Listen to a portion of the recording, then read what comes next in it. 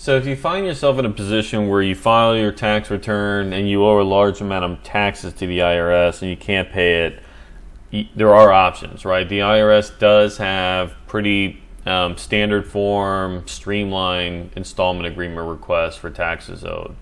Okay, so I see this very frequently with self-employed individuals, right? Because if you're an employee, your employer is taking taxes out of your paycheck every week, and so at the end of the year you either get a refund or you might have a little extra owed, but it's nothing too surprising.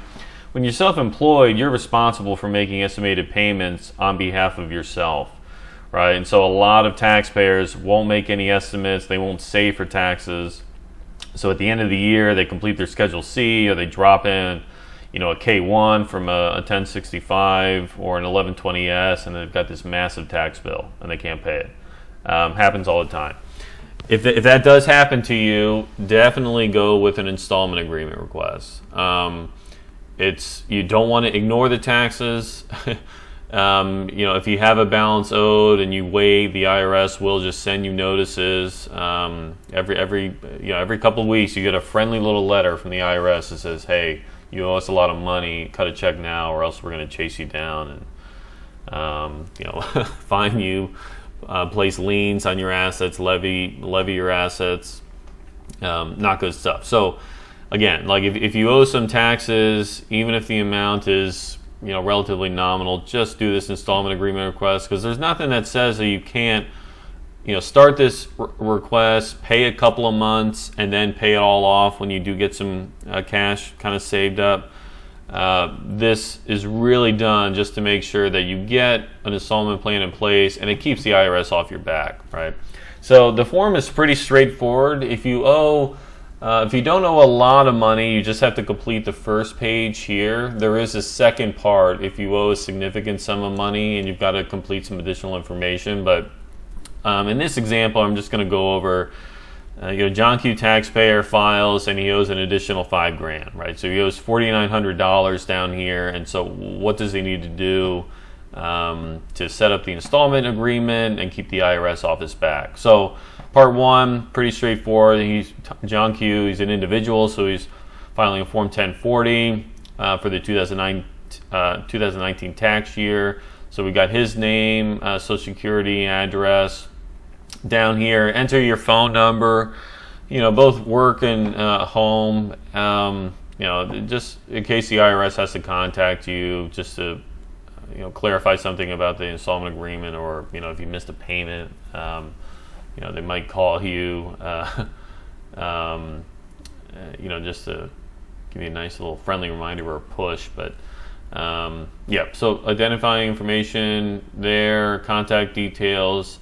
And so lines, so let's work through lines 5 through 11. So the amount owed on the return, right? So if you haven't been issued a notice yet, so notice it says what is the balance due on your tax return or notice?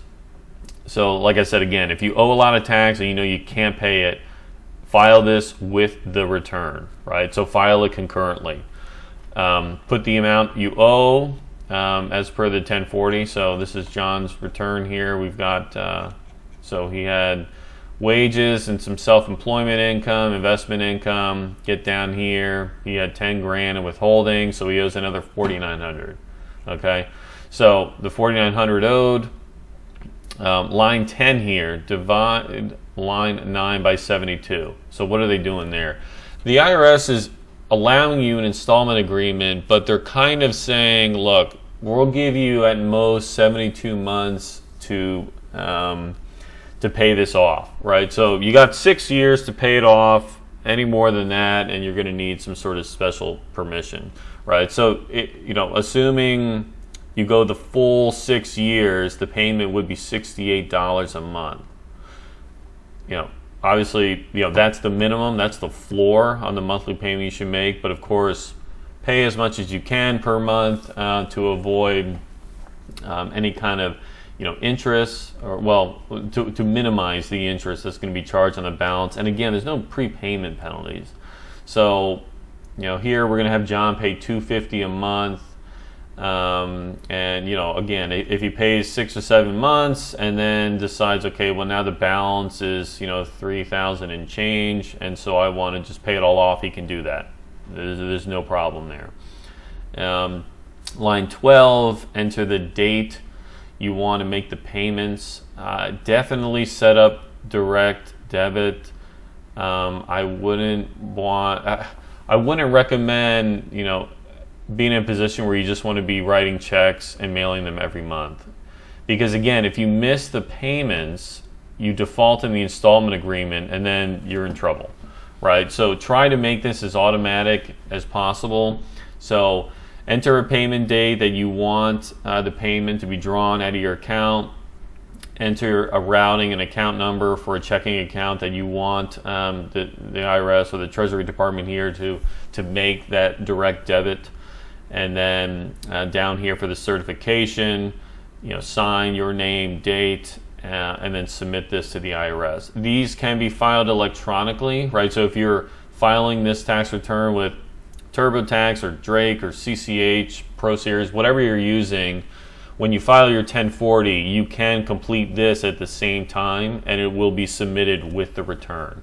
The 9465 can also be filed separately through the IRS website. If you as a taxpayer, or you have your power of attorney, your tax preparer can submit it on your behalf too. So you can submit it through the IRS portal electronically that way, or you can mail this. You can print it, sign it, mail it, and it'll get processed that way. Obviously, electronic is better. It's quicker. It's more efficient. There's less things that can go wrong, but in cases where you have to paper file it, it's okay to go down that route as well. Again, the takeaway is, if you owe taxes when you're about to file your return, don't file the return and then just let the IRS kind of figure out you haven't paid yet and start sending you notices. Head that off. Just create the installment agreement request at the same time of filing your 1040. Set up these payments, make those minimum payments per month, and then, like I said, once you've kind of saved up on the cash, and if you want to pay it off in full or make other payments toward the principal, you can do that at any time. That's not an issue. So, thank you again for watching, and if you have any questions or comments, please comment below. Happy to help where I can.